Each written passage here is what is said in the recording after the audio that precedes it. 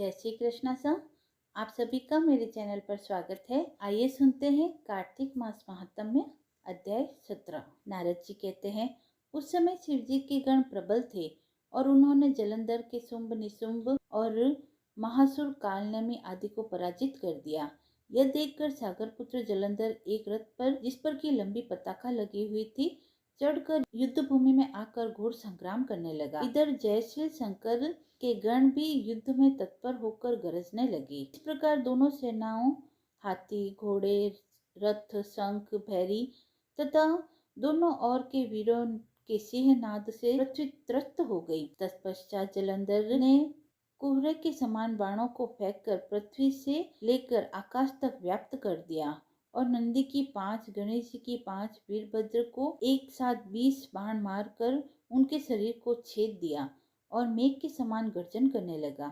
यह देखकर रुद्र पुत्र कार्तिकेय ने भी दैत्य जलंधर को अपनी शक्ति उठाकर मारी और घोर गर्जन किया, जिसके आघात से वह पृथ्वी पर गिर पड़ा। परंतु वह इतना बली था कि शीघ्र ही उठकर खड़ा हो गया और क्रोधविष्ट होकर कार्तिकेय पर अपनी गदा का प्रहार करने लगा।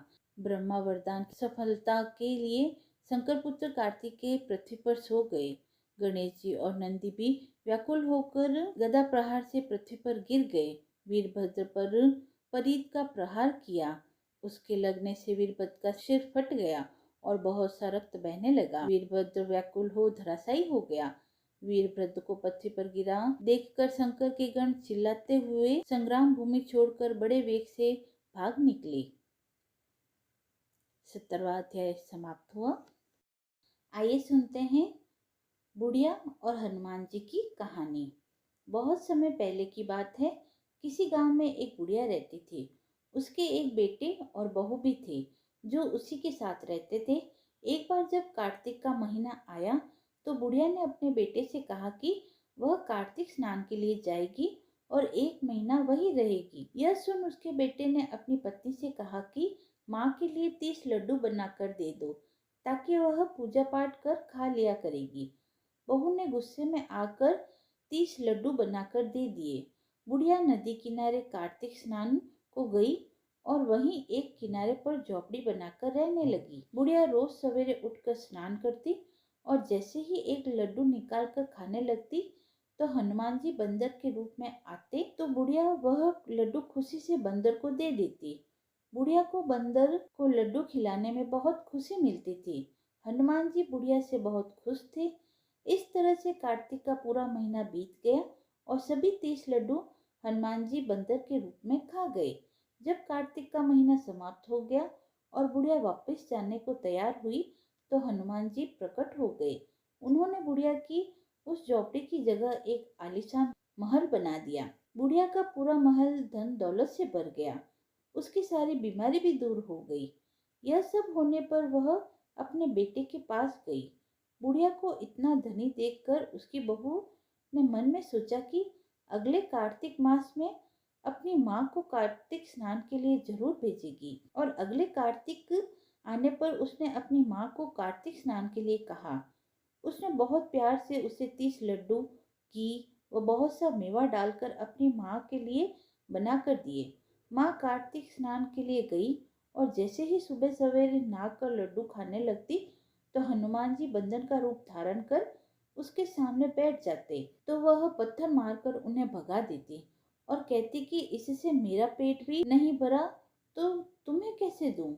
उसका रोज का यही क्रम 30 दिन तक चलता रहा। जब कार्तिक का महीना समाप्त हुआ तो हनुमान जी फिर से प्रकट हुए और उन्होंने बहू की माँ की झोपड़ी को कूड़े में बदल दिया और उसकी माँ को डुक्कर बना दिया। इधर कार्तिक का महीना समाप्त होने पर बुढ़िया की बहू ने अपने पति से कहा कि कार्तिक का महीना समाप्त हो गया है, आप मेरी माँ को गाजे बाजे के साथ ले आओ। लड़का जब अपनी सास को लेने गया तो वह देखता है कि कुटिया की जगह कूड़े का ढेर लगा है और उस पर उसकी सास डुक्कर बनकर बैठी है। लड़के को देखकर हनुमान जी प्रकट होकर बोले, बेटा तुम्हारी माँ ने सच्चे दिल से कार्तिक का स्नान किया था, इसी कारण तुम्हारी माँ पर कार्तिक देव प्रसन्न हुए थे। लेकिन तुम्हारी सास ने लालच और पापी मन से ही इस कार्तिक स्नान को किया है। उसने कार्तिक मास में अपनी बेटी के घर का अन्न खाया है, इसीलिए कार्तिक देवता इससे नाराज हो गए और इसे डुक्कर बना दिया है। कहानी समाप्त हुई। आइए सुनते हैं कार्तिक मास में सुनी जाने वाली पंथवारी माता की कहानी। बहुत समय पहले की बात है। किसी गांव में एक बुढ़िया रहती थी। उसके 4 बेटे थे। बुढ़िया के 4 ही भैंसें थी। कार्तिक मास आने पर बुढ़िया ने अपनी चारों बहुओं को बुलाया और कहा कि मैं तो कार्तिक स्नान करने जा रही हूँ, तुम चारों एक एक भैंस रख लो। मैं जब कार्तिक स्नान करके वापस लौटूंगी तो देखूंगी कि किसने सबसे ज्यादा घी रखा है। ऐसा कर कर बुढ़िया कार्तिक स्नान के लिए चली गई। उन चारों बहुओं में से सबसे छोटी बहू बुढ़िया की बहुत लाडली थी। बुढ़िया के जाने के बाद तीनों बहुओं ने सोचा कि छोटी बहू को नीचा दिखाने का यही मौका है। छोटी बहू को तो कुछ भी नहीं आता था। छोटी बहू ना तो दही जमाना जानती थी और न ही उससे घी निकालना आता था। तीनों बड़ी बहुओं ने जानबूझकर उसे कुछ भी नहीं बताया, जिससे कि उसे अपनी सास से डांट खानी पड़े। तीनों जेठानियां घी बनाने में जुट गई, लेकिन छोटी बहू को कुछ नहीं आता था, तो वह सारा दूध और दही पथवारी में गिरा देती थी। छोटी बहू बहुत भोली थी। महीना पूरा होने पर उसकी तीनों जेठानियों ने एक एक डिब्बा घी का भर कर रख लिया था, लेकिन छोटी बहू ने जरा सा भी घी नहीं निकाला था। बुढ़िया के आने का समय हो गया था। अपनी सास के आने की खबर सुनकर वह पंथवारी माता से कहती है कि मैं क्या करूं? मैंने तो सारा दूध और दही यहाँ गिरा दिया था। अब मेरी सास मुझसे घी के लिए पूछेगी तो मैं उन्हें क्या कहूँ? पंथवारी माता ने छोटी बहू से कहा कि तू ये 4 कंकड़ ले जा और 4 खाली डिब्बों में रख देना। इससे चारों डिब्बे घी से भर जाएंगे। उसने पंथवारी माता के कहा अनुसार वैसा ही किया और उसके पास 4 डिब्बे घी हो गए। जब बुढ़िया घर आई तो उसने आते ही उसने चारों बहुओं को बुलाकर कहा कि लाओ अपना अपना घी दिखाओ कि किसने कितना घी बनाया है। तीनों जेठानियां अपना अपना घी का डिब्बा लेकर आई और मन ही मन खुश होने लगी कि अब छोटी बहू को सास से डांट पड़ेगी। छोटी बहू आई तो साथ में 4 डिब्बे घी भी लाई। तीनों बहू ये देखकर हैरान हुई कि इसे तो दही बिलोना भी नहीं आता था, तो यह घी कहाँ से आया। वह अपनी सास से कहने लगी कि जरूर इसके पति ने यह घी खरीदा है। सास के पूछने पर छोटी बहू ने कहा कि मुझे तो कुछ भी नहीं आता था और ना ही मुझे किसी ने बताया कि किस तरह से दही बिलोकर घी बनाया जाता है। मैं तो सारा दूध पीपल में सींच देती थी और दही पंथवारी पर चढ़ा देती थी। यह तो पंथवारी माता की कृपा का प्रभाव है। छोटी बहू की सारी बातें सुनकर सारी बहुओं ने कहा कि अगर पंथवारी माता को सींचने से इतना अधिक पुण्य मिलता है तो हम भी अगले साल से उन्हें सींचेंगे और कार्तिक स्नान करने जाएंगे। हे पंथवारी माता, जैसे आपने छोटी बहू की सुनी वैसे ही हम सभी की भी सुनना। आइए सुनते हैं कार्तिक मास में सुनी जाने वाली इली और गुण की कहानी। बहुत समय पहले की बात है। एक राजा के महल में एक इली और एक गुण रहते थे। एक दिन इली ने गुण से कहा कि चलो हम दोनों कार्तिक स्नान करने चले। गुण ने कहा कि इली, तू तो गोरी हो, तू तो नहा लो। मेरा तो मोट बाजरा पड़ा है, मैं तो नहीं नहाऊंगा। मैं तो अभी हरे बाजरे का सीटा खाऊंगा और ठंडा पानी पीऊंगा। उसके बाद इली राजा की बेटी के पल्लू में लगकर कार्तिक स्नान करने चली गई और गुण नहीं नहाया। कुछ दिन बाद कार्तिक खत्म होते ही दोनों मर गए। कार्तिक का स्नान करने से इली राजा के घर पैदा होती है और गुण उसी राजा के यहाँ गधा बनकर जन्म लेता है। राजकुमारी बड़ी हो गई तो उसका विवाह पक्का हो गया। राजा ने धूमधाम से राजकुमारी का विवाह किया। राजकुमारी जब ससुराल जाने लगी तो उसकी पालकी अचानक से रुक गई। राजा और रानी ने कहा कि पालकी क्यों रुक गई?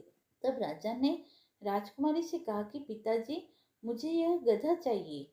राजा ने कहा, यह मत ले, चाहे जितनी धन दौलत ले जानी है ले जा, जो कुछ चाहिए मांग ले। पर राजकुमारी नहीं मानी, बोली नहीं, मुझे तो यही चाहिए। हार कर राजा ने गधा दे दिया। गधे को रथ के साथ बांध दिया। तो गधा दौड़ने लगा। महल में पहुंचने पर गधे को महल के नीचे बांध दिया। जब राजकुमारी नीचे उतरती तो गधा कहता, मुझे पानी पिला दे। तब राजकुमारी ने कहा, मैंने पहले ही कहा था कार्तिक स्नान कर ले, पर तूने कहा था मैं तो बाजरा खाऊंगा और ठंडा ठंडा पानी पीऊंगा। राजकुमारी और गधे की बातें उसकी देवरानी जेठानी सुन लेती है। वह दोनों अपने देवर के पास जाती है और बोलती है कि किस जादूगरनी को ब्याह कर लाए हो, यह तो जानवरों से बातें करती है। अपनी भाभी की बात सुनकर राजकुमार बोला कि मैं यह बात नहीं मानूंगा। मैं जब अपने कानों से सुनूंगा और आंखों से देखूंगा तभी मानूंगा। अगले दिन वह सीढ़ी पर छिपकर बैठ जाता है। राजकुमारी आती है और गधे ने फिर उससे वही बात कही, जिस पर राजकुमारी ने फिर से वही जवाब दिया। यह सब देखकर राजकुमार तलवार निकाल कर सामने आया और बोला कि तुम जानवरों से कैसे बात कर सकती हो, बताओ तुम कौन हो। इस पर राजकुमारी ने उससे कहा कि किसी औरत का भेद नहीं खोलना चाहिए, लेकिन वह अड़ा रहा कि नहीं, मैं तो सब जानकर ही रहूंगा। राजकुमार की जीत के आगे राजकुमारी हार गई और उसने पिछले जन्म की सारी बातें कह डाली कि वह इली थी और यह गधा गुण था। इससे मैंने कार्तिक नहाने की बात कही, लेकिन इसने मना कर दिया, जिसके परिणाम स्वरूप यह इस जन्म में गधा बन गया और मैं राजा की बेटी के पल्ले से लगकर नहाई तो मैं राजकुमारी के रूप में पैदा हुई। इसीलिए मैं तो इससे पिछले जन्म की बात कर रही थी। राजकुमारी की सारी बातें सुनकर राजकुमार बोला कि क्या कार्तिक स्नान का इतना पुण्य मिलता है। राजकुमारी ने कहा कि हाँ, बहुत पुण्य मिलता है। राजकुमारी की सारी बातें सुन राजकुमार ने कहा कि यदि कार्तिक स्नान का इतना महत्व है तो हम दोनों कार्तिक स्नान जोड़े से करेंगे और दान पुण्य भी करेंगे, ताकि आने वाले समय में हम सुखपूर्वक रह सके। दोनों ने जब जोड़े से स्नान किया तो उनके पास काफी धन हुआ। इस कहानी के बाद सभी को कहना चाहिए कि हे कार्तिक महाराज, जैसा आपने इली को फल दिया वैसा ही सभी को देना, और जैसा गुण को दिया वैसा किसी को न देना।